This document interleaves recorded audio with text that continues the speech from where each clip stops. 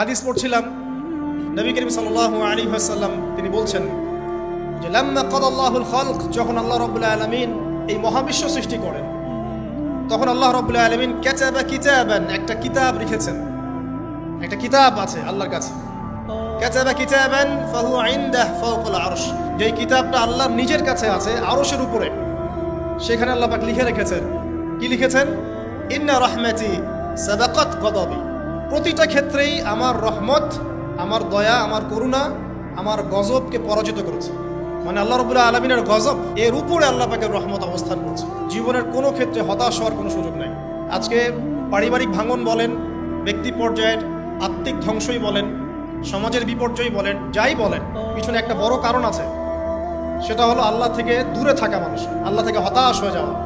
আর এই কাজটা শয়তান করিয়েছে মানুষকে আল্লাহ থেকে দূরে সরানো। কিন্তু আল্লাহ রাব্বুল আলামিনের কাছে কেউ যদি যেতে চায়, মন থেকে যদি আল্লাহকে একটা বারও ডাকে, আল্লাহ তাকে এক ডাকের মাধ্যমেও তার গুনাহ মাফ করতে পারে। আমাদেরকে আল্লাহ রাব্বুল আলামিন তার রহমত থেকে নিরাশ হতে বারণ করছেন।